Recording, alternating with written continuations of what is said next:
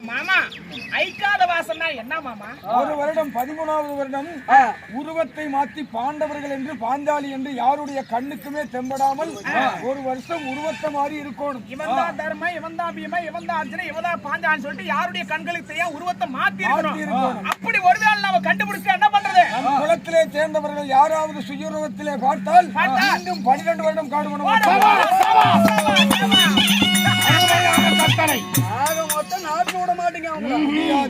என்ன தர்மா?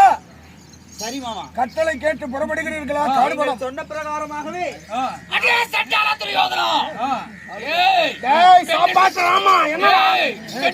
பாராமல் பாரா சபையிலே என் மனைவி அகுமானம் செய்து விட்டாய். இப்பொழுது நான் சபதம் எடுக்கிறேன். இந்த 12 வருட வனவாசம் சுற்றி மீண்டு வந்து இந்த பாண்டவருக்கும் கௌரவர்களுக்கும் போர்களும் என்று ஒன்று நடக்கும். அப்பொழுது என்னுடைய கையால் என்ன செய்வேன்?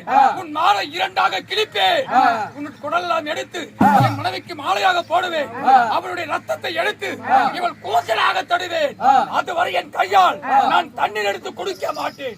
இது சத்தியம். கையில தண்ணி அள்ளி குடிக்காம வேற எப்படா குடிப்ப?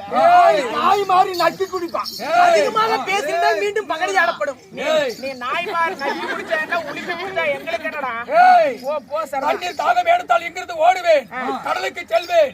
கடலையை சென்று என் கையில வைத்திருக்கேன் திண்டிருக்கிறேன் அல்லவா, அந்த திண்டினால் கடலை ஒரே ஒரு அடியாக அடிப்பேன். அந்த தண்ணியானது மேலே எகிரும். அதை வைத்து நான் சாப்பிட்டால் நான் உயிர் வாழ்ந்து வருவேன். வருகிறேனடா, வருகிறேன். அடுத்தது அடே கர்ணா, என் மனைவியானவள் உயிர் இருக்கும் போது தலையை அறுக்காவிட்டால் என் பெயர் அர்ஜுனன். கவலைப்படாதே, உன்னை வெல்வதற்கு தான் நான் காத்து கொண்டிருக்கிறேன். பாஞ்சாலி துயில் எறியும் பொழுது பாஞ்சாலி துயில் போது கர்ண மகாராஜன் தலையசிச்சான். அர்ஜுன பார்த்து சபதம் போடுறான். எப்படி? அடே கர்ணா, பெண் என்று பாராள் படிக்கு தலையை அசி சிரிச்சு இல்ல, அசைத்த தலையை அறுப்பேனடா கர்ணான்னு சொல்லிட்டு அர்ஜுன சபதம் போடுறான். பெரிய மயிராண்டி பேடி பை பெண்ணடா போய் சபதம் போடுறான். அடே அடே ஜகனி மாமா, ஆட்டத்திற்கு காரணம் நீதான். நாங்கள் அடிமையானதற்கு காரணம் நீதான். ஏய், போரிலே உன்னை கொன்று என்னுடைய அண்ணனுக்கு நான் வெற்றி வாகை சூடி தரவில்லை என்றால் என்னுடைய பெயர் சகாதேவன் இல்லை. ஒத்த எலும்பு வச்சுட்டு இருக்கிறான் இவன், என்னடா ஒரே புளுத்துறான்.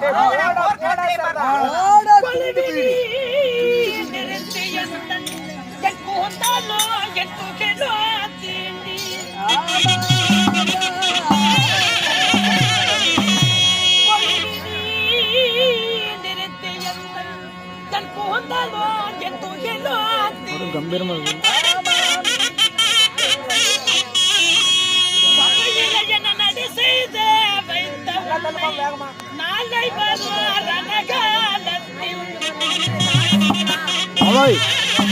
அப்படியே கம்பீரமா உட்கார சொல்லுங்க.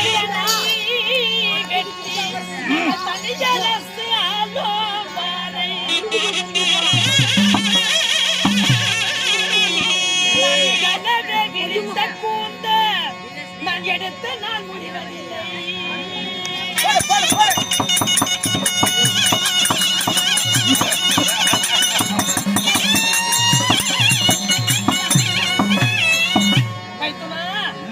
கொழுவினில் இருந்து என் கூந்தலும் என் துகிலும் நீடினாயே.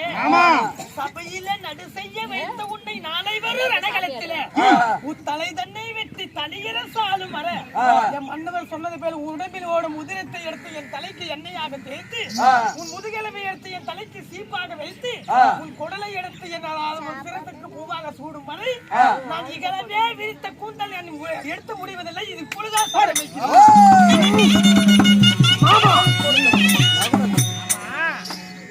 இத்தனை பேர் சபதம் போட்டாங்க.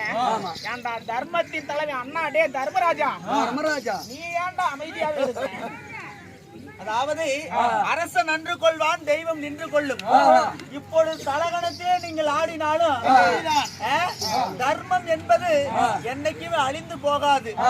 ஆக தர்மம் நிலைக்கும், அதர்மம் அழியும். சூதி சூழ்ச்சி செய்து அநியாயமாக சத்தியம் தவறாத சந்திர வம்சத்திலே பிறந்த பாண்டவர்கள் எங்களை ஏமாற்றி எப்படியோ நாடு நகரம் சொத்து சுகம் அத்தனையுமே பிடுங்கி கொண்டு விட்டீர்கள். ஆனால் இந்த வாழ்க்கை இது உங்களுக்கு நிலைக்காது. அரசன் நன்று கொள்வான், தெய்வம் நின்று கொள்ளும். தர்மத்தின் வாழ்வுதனை சூது கவ்வும், தர்மம் தான் ஜெயிக்கும்.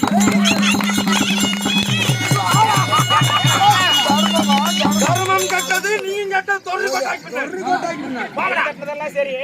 ஏண்டா தர்மம்னு வச்சுட்டு ஆடுறியே, அந்த தர்மம் நடச்சத உன்னை கையிலாவாத இப்ப காப்பாத்திருக்கணும்ல. கையிலாவாத பசங்களா ஏன்ட்ட அடிமை ஆயிட்டு நீ சொன்ன பிரகாரம் 12 வருடம் காடு வனம், ஓராண்டு 5வது மாசம் 13 வருடம் கழித்து வந்தால் நாடு தருவீர்களா?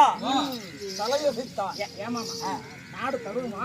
தலைய மட்டும் வச்சிருக்கோம், பாத்துக்கலாம். குரு பெரியோர்கள் அத்தனை பேருமே சாட்சி. இதோ பீஷ்மரானவர், துரோணர் அத்தனை பேருமே சபையில் சூழ்ந்திருக்கிறீர்கள். பெரியோர்களே, 1000 கோடி நமஸ்காரங்கள் செய்கிறோம் அனைவருக்கும்.